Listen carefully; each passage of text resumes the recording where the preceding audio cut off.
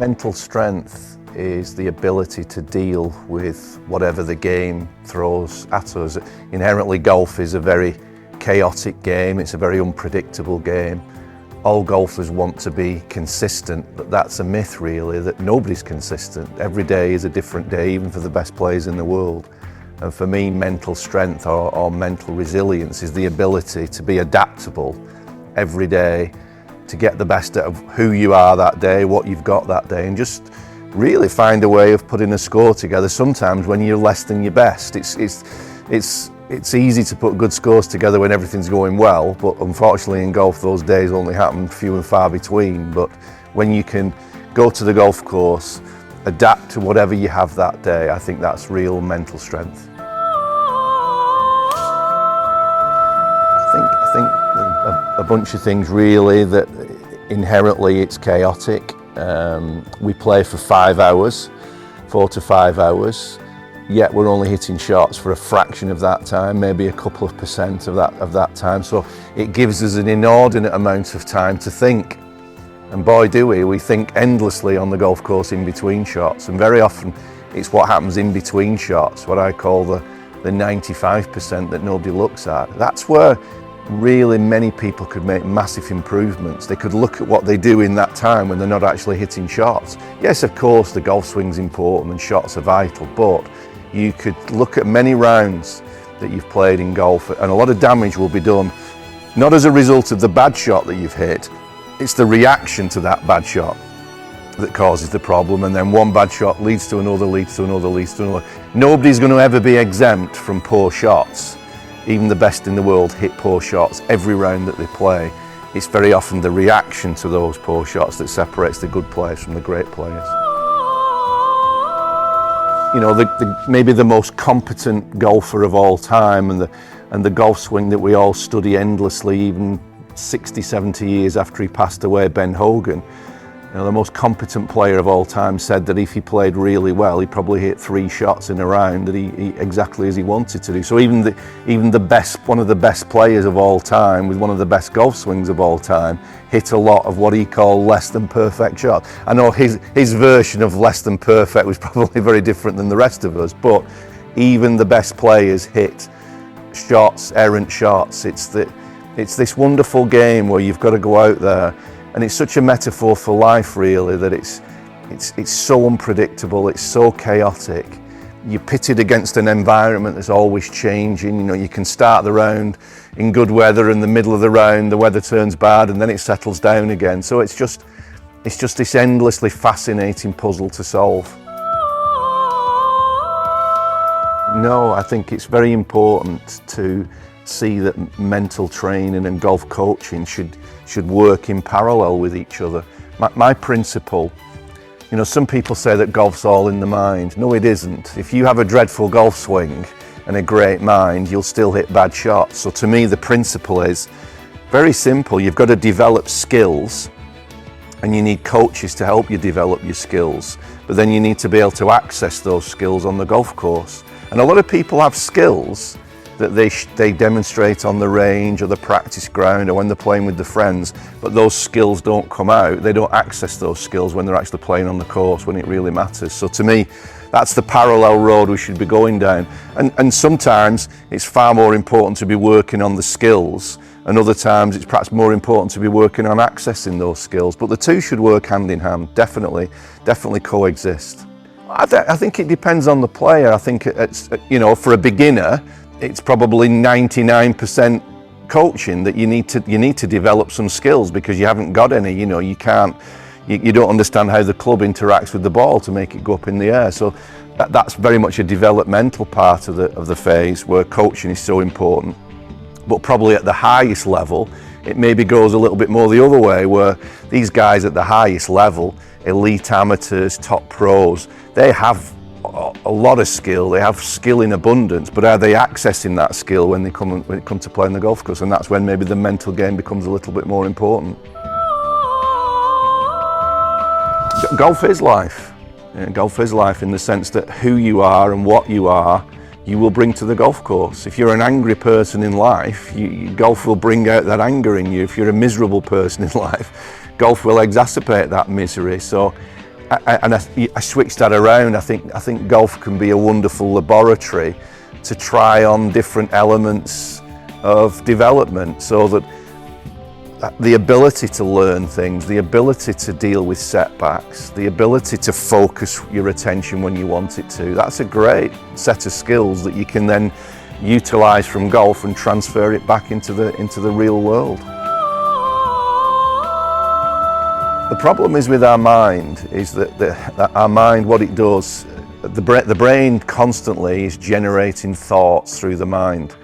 It's like the mind produces thoughts like the heart pumps blood, and most of the time those thoughts are just an endless chatter of nonsense that we can't control, positive, negative.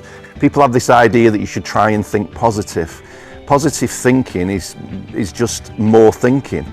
A big part of my coaching is to get people to understand the relationship to your mind and understand that you can't control your thinking as such, but what you can do is you can have a different relationship to your thinking, where you don't take it quite so seriously. You get better at noticing these silly thoughts that pop into our head, like I'm going to miss a putt or I'm going to knock it out of bounds. There's a big difference between having thoughts and deliberate thinking.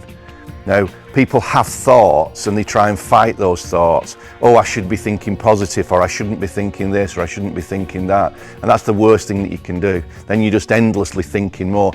Anybody listening to this, if you think about your best golf, it'll be pretty much as a result of less thinking, a quieter mind, not more thinking. And the better we get at some of these skills, the more the mind tends to settle down. And then I call it the genius of the body. The genius of the body can begin to take over and do. Our body is an incredible product of 1 billion years of evolution, where we've been very good at moving objects to targets to survive. And I don't think we utilise enough of that in golf. The mind is constantly trying to guide the body what to do, when the wisdom of the body is something we should have a little bit more faith in. Well, again in that situation, anxiety is an extreme version of overthinking, where your mind is predicting the future, and as a result of predicting the future, then there's a physical reaction to that. But again, trying to resist all of that and trying to change it, that's where most people go wrong. When you can realise that your body is producing a set of thoughts and feelings and emotions, and understand that those thoughts and feelings and emotions, they will pass through. The word emotion, emotion, energy in motion. It's when we think, I shouldn't be feeling this, or I shouldn't do this, or that's when we're having trouble. Everybody has hit good shots when they felt uncomfortable, and also everybody has hit bad shots when they felt perfectly fine. So to change the idea that you have to feel perfect to hit good shots, again, is a myth. My coaching is all about finding a way to build resilience, so that no matter how you're feeling or thinking, there is a way to get the job done if you can put your attention in the right place. Doesn't mean to say you enjoy feeling nervous or you enjoy the discomfort, but it's having a different relationship to those thoughts and feelings that's the key. Yeah, I think we are quite irrational in our decision making, and we're probably overly optimistic, or many golfers are, that they will try and take on a shot to hit it out the trees that the late Seve Ballesteros probably wouldn't have taken on it even at his best. And I think, and here's a thing for everybody, that the quickest route to lower scores isn't more birdies. The quickest route to lower scores is to actually reduce the double bogeys and triple bogeys. And yes, some of those double bogeys and triple bogeys are a result of execution errors, but often those double and triples are a result of decision-making errors. And I think we can get so much better at that. And that's why one way of utilising the mind in a good way is to have clear plans before you play of how you're going to play the golf course. Some of the things out there these days, like Decade and things like that, are very, very useful. So I think we're not saying don't use the mind, we're not saying don't think. It's just having a different relationship to the thinking and using your thinking appropriately, and not taking all the random thoughts so seriously. It's very sad, really, and I think one of the things I work on with players is to explore changing the relationship to the game of golf. And I think we all fall into the trap of what I call I'll be happy when. I'll be happy when I play a good round. I'll be happy when I win the club championship. I'll be happy when I play for the national team. I'll be happy when I get on tour. I'll be happy when I win a tournament. I'll be happy when I win a major, but then I'll need to win 2 majors, and it goes on and on and on. The thinking mind constantly generates unease with the present and this idea that at some point in the future you're going to feel happy. And it's the biggest myth. I've been fortunate to work with major winners, guys who've won Opens, and believe me, I would have thought that the happiness would last for a long, long time, and I've seen these guys a few days later and life takes over again and they've got problems to solve and families to deal with and issues. So I think, to come back to the point, I think the state of gratitude is a very, very powerful thing to explore, because if you can be grateful, think of all the things that have to happen for you to play the next round of golf. You have to be physically fit enough.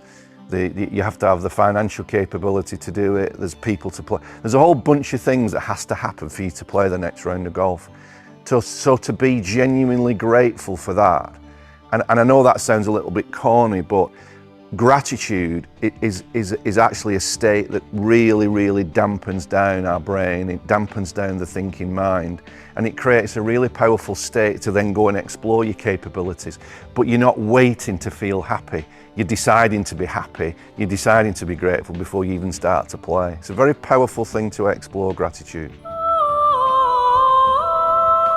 One of the most important things I've learned was from a great American coach, great footballing coach, a guy called Lou Holtz, who I met many years ago at Lake Nona in Florida. I was where with Graham McDowell, we were practicing. And we asked Lou Holtz, or Graham asked Lou Holtz, what was the most important thing that he'd ever learned from his coaching, and he looked at us both and he said, win. And we both thought he meant win games, and he said, and he smiled, he said, I don't mean win the game. He said, I mean, and he drew the letters up in the air, W-I-N, win. And W-I-N stands for what's important now. So when you've made a mess of a hole, and when you've left it in the bunker, you can either just fall into the trap of a spiral of negative thinking, or you can ask yourself, what's important now? Well, what's important right now in this moment probably isn't moaning about the shot. It probably isn't getting upset about it. It's being clear on what the next task is. The little things like that I've found have been useful for players. Some players have W-I-N on the glove just to remind them, whatever's happened, but can we come back to the next task right now in this moment? Yeah, I think fear is at the root of an awful lot of what we perceive as being that we go on a golf course and we pick up, our brain is picking up threats, and we then internalize that as fear. And fear may be the most important thing that is getting in the way of people accessing skills. So a lot of what we've talked about on this course and on my Mind Factor course help people understand how it's the perception of threat. It's the perception of the environment that causes the issue. And when you change your perceptions, you change the whole game. And when you change that, you change your relationship to it and get so much closer to actually performing to your true capabilities and enjoying it, more importantly. I would say the main thing is to change the story, because we're all just a collection of stories. Everybody listening to this, everybody watching this, you're all currently carrying around a story about your capabilities, a story about what you can achieve at golf. And if that story is helping you and you're becoming successful, that's great, you need to continue it. But for most people, the story that we carry around with us is getting in the way. And we've talked a lot these last couple of days about how you actually go about understanding your current story, and then much more importantly, how do you change the story for the future? Well, we're prisoners of our heads if we believe the thoughts that come along. If we can start to see the thoughts for what they are, which is just passing energy across the screen of our minds, we don't stop the thoughts coming, we don't stop the negative thoughts, we don't stop the strange sensations, the uncomfortable feelings. What we do is develop a different relationship to them. And I think when you develop a different relationship to them, you stop trying to resist all of that thinking, and then paradoxically it settles down. Most people are trying to change the thoughts, most people are trying to change change the feelings, and that's the root of the problem. You're resisting your experience. When you start to see through the illusion of thought, then you're in a completely different place then. And then you can start to focus on what's necessary to move this golf ball to this particular target. There is a simple solution, and you realise that all of your issues are created by thought. And then when you start to realise that you don't have to take those thoughts quite so seriously, there's a big difference between having thoughts and deliberate thinking. Deliberate thinking is about, right, what do I want to do here right now with this particular shot? Having thoughts is things like, oh, I can't play today, or I'm going to top it off the tee, or I'm going to three putt. We've given so much time and attention to trying to change those thoughts, and I think that's where people have gone wrong. This is about developing a different relationship to your thoughts.